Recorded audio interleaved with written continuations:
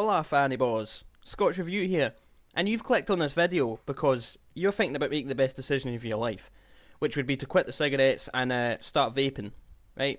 I see you there. You want to join the club. You want to fucking join the gang. You know what I mean? Well, for starters, congratulations on even just considering it. Okay, because with the amount of bullshit articles floating around about how bad vaping is, I'm surprised that you're even considering it, to be honest. So, what we're going to do a little bit today is have a little bit of a vaping 101. Going to talk through some devices, going to talk through your e-liquids, basically just show you all that this is probably the most fucking least complicated thing that you could ever imagine. So you're thinking about vaping, but you're getting put off by terms like propylene glycol, vegetable glycerin, fucking cotton, coils, Nicky levels. Calm down, okay? Don't worry. Scotch Review. Your big man's here to sort it out for you, alright? So, let's just start for a little bit of a rundown here. Now, probably the most popular kind of product that people would go to straight from cigarettes would be something like this. Okay, now this is what's known as a vape pen. And this is probably as close to smoking a cigarette as you could get, and that's why it's a great entry-level product. It's basically just made up of two parts. You've got your battery, which is this bit here, which will heat up the coils in here, and you've got your tank, or your atomizer, okay? What this does here is this holds your e-liquid, and it's got a bit of cotton around the bottom, which soaks up the e-liquid, and it will have a wire coil running through that. So basically, to turn it on, is you click it 5 times, and that's it now on. You'll hold this button. What that's going to do is it's going to run a current through the coil, it's going to heat the coil up, and that's going to vaporize or atomize the liquid into vapor, which you then inhale. Now, the reason a lot of people choose these coming straight from cigarettes is because, well, not only are these like basically like fucking cheap as chips, they're also very low maintenance. You can't really get anything wrong with these. This particular brand is VIP. I probably wouldn't recommend this particular brand, and I would have a little puff on this, but it broke. But not to worry, these tanks here are practically fucking disposable. They basically just unscrew straight off like that, and that's your two parts of the vape pen. That's basically all it is. You can buy these tanks here. They're pre-built. You don't need to worry about fucking, making your own coils or shit like that. Forget about all of that now. And yeah, and the reason this is probably one of the most kind of popular ones is because it is as close to smoking a cigarette as you could get. Basically, you take it into your mouth, and then you take it into your lungs, and then exhale whatever it is you were vaping. So yeah, very cheap, low maintenance, easy to assemble, easy to charge as well. I mean, charging is just a case of taking the tank off and then screwing the battery itself onto a little connector, which then just runs to a plug socket, and bish bash bosh, Bob's your uncle, Fanny's your aunt. That's your vape pen charging. But yeah, I wouldn't recommend VIPs, just based on the fact that, as you can see, like if I spin it around, the tank's like fucking wonky as shit, and it broke within like a week of using it. But yeah, vape pens, probably the best entry level product you'd get. And yeah, we'll put that to the side now. We might come back to that later. And let's move on to some of the big boy toys. Look at that! Look at what this guy put on Reddit. Look. Glass coffins.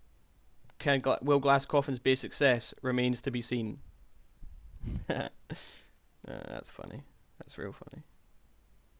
So, you've been using your vape pen for a while. You want to step up your game. You want to step up your vaping game, right? You want to climb the vaping ladder.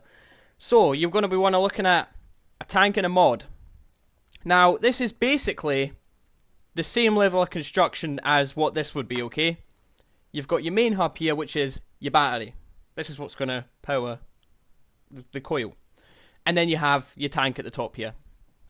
Now, this is the Innokin Coolfire 4.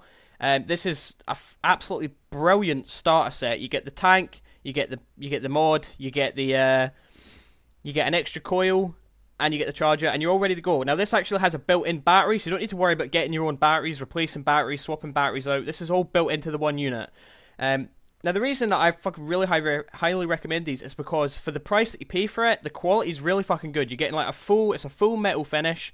The tank itself is probably one of the best tanks in its class that I've ever used. It's the iSub G tank, I believe it's called. And I used this for, what, about a year and a half before I stepped up my game. And I can't recommend the Anakin enough. I mean, this is definitely an old model now. I believe this came out in 2015. And there is newer iterations of the Coolfire 4 available now, but I highly recommend it if you are looking to upgrade from a pen to a mod and a tank to check out the Anakin starter sets. I mean, there's so many starter sets floating around right now. The Vape Target is also a fantastic starter set. But yeah, let's get into this. So one of the big changes you'll notice coming up to a mod is you'll have a little screen here, okay? This is just a little display. Let's just turn it on. Click it 3 times, turn it on. And basically this little screen is just going to be your window into... Oh, it was already on, I've just turned it fucking off. There we go. Basically, it's going to tell you everything about the mod, what settings you've got it set at. So, at the moment, it's saying that the coil is at 0.47 ohms of resistance, and the power is at 30 watts. Okay, now, when you click and hold the button, you can't really see here because the fucking glare. But you're going to get a second thing. Now, it pops up with how long you've been holding it for. I've never found a fucking use for that, but I'm sure someone somewhere will, so you can probably just ignore that. Now, the big change with using one of these is you're not going to be taking it into your mouth and then into your lungs. You're going to be taking a full direct lung hit. It's going to go straight into your lungs. I think this actually still has the disgusting e-liquid in it from my challenge video. It does. Oh, it does. But in terms of... using one of these is definitely easy. You've also got an adjustable airflow at the bottom, so you can close that over, open that, set it to however far you want. I usually just have my airflows wide open. Tends to make for a smoother vape, unless you've got that sort of fucking heinous liquid inside of it. But anyway, in terms of filling this up, you can unscrew the tank, turn it upside down, and then this module here will unscrew from the bottom, and the coil part of the tank and the actual liquid holding part of the tank will be in 2 separate parts. I would show that to you guys right now, but I've actually got this bit at the bottom here stuck. It's probably been on there for about a year, and at this point I'm going to need a fucking, like, a meter long wrench to be able to crack that fucking absolute cunt off it. But so what I've been doing is cheating, and I've been turning it upside down and then just screwing the actual tank bit straight off it. So that's your tank there, that's how I've been filling it up. And in here is your coil. Now if you were to take this whole unit off, that coil there would simply just pop right out, and then you can replace it. Most companies say the coils will last definitely 3 months. If you're vaping the same liquid every day, then I would say 2 to 3 months is definitely about right. If you are, however, trying a different liquid every few days, every other week, you're probably going to want to change your coil at least every month and a half, maybe even less than that. Because your coil can get gunked up with the PG that's in your liquid, and we'll talk about that soon. So yeah, that is a rundown of the tank and mod. There's not really much else to it. This shit's fucking, honestly, this shit is, once you know it, it's like preschool, right? Okay, it's so fucking easy to understand. This bit at the top here is known as your drip tip. You can change this out. This just pops right off, and you can put a nice little coloured one on there, or some shite, I don't know. Whatever you want to put on. So, aye. So, next kind of product up on the line here is I stepped up to a higher wattage mod and a better tank. So the maximum output of the Anakin is about 40 watts.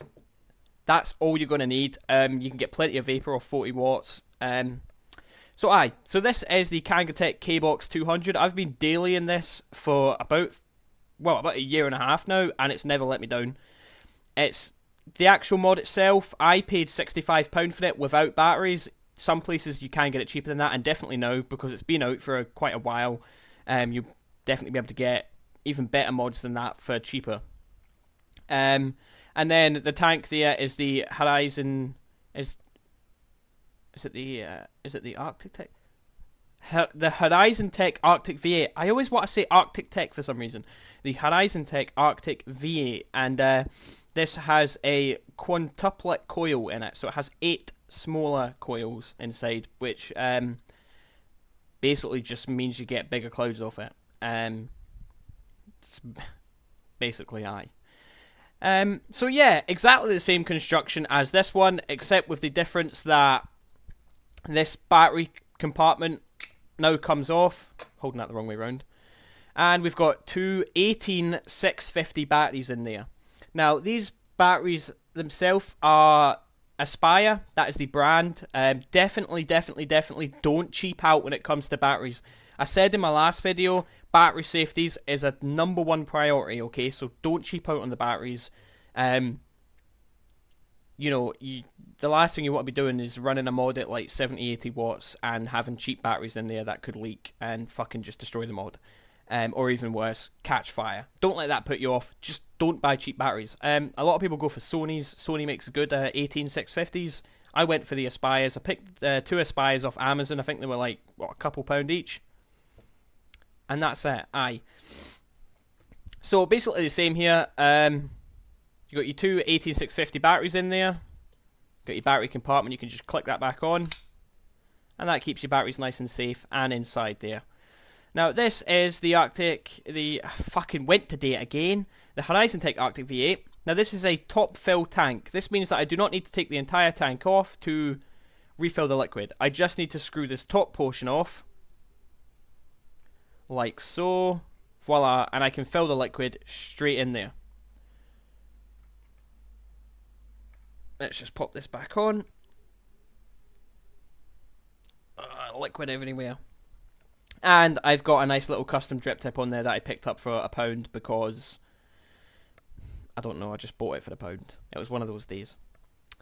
So yeah, this is the basically exactly the same. Now if I was to replace the coils in this, I'd have to take the whole tank off and once again unscrew this bottom section and the coil will just slide out the bottom. Basically exactly the same as this. Once again, adjustable airflows at the bottom. And I've got it switched on here. Got it at 50 watts. We can see that it's at 0.51 ohms of resistance. And at the moment of recording this, I have the single Clapton coil inside, so 50 watts is more than enough to get a good little puff off it.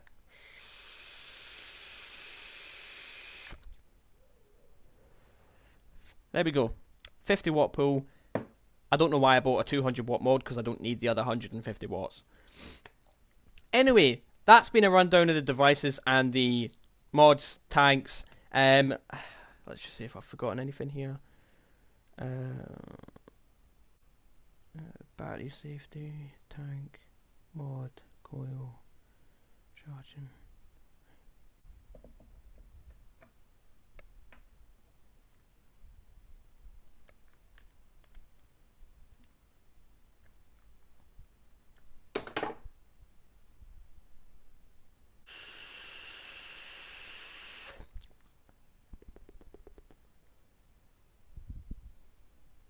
So that about covers it, guys, for the device side of things. Got these here in your levels. You've got your starters, your intermediates, and you're moving up in the world. Now, the next up from this would be an RDA, which is a dripping atomizer, and that doesn't have a tank on it. That's why you'd need to physically drip the juice onto the coils every time you want to take a puff, and they produce massive amounts of vapor for those cloud chasers out there. I haven't actually got that far yet. I'd probably still just classify myself as a casual vapor, to be honest with you. But yeah, that's a little run through of 3 popular products, what makes them up, how they work, and yeah, this shit's child's play, mate. Once you know this, it's dead easy. So I highly recommend that if you are thinking about it, give it a go, okay? You're not going to lose out a lot of money, and if you are going to buy a starter kit, you might be thinking like, oh, 60, 70, 80 pound, that's a lot of money, and it is a lot of money, but if you think about the amount of money you're spending fucking every day on fags or whatever, cigarettes, it's going to save you a lot of money in the long run. So yeah, I don't want to make these videos too long. In the next video, we'll take a look at liquid, we'll address things like propylene glycol and vegetable glycerin, and we'll talk about what makes those up. And yeah, I hope to see you then. If you liked the video, then like it. If you didn't like it, then dislike it. I don't really fucking care. But yeah, thanks for watching, guys, and I'll see you in the next video, whenever that may be.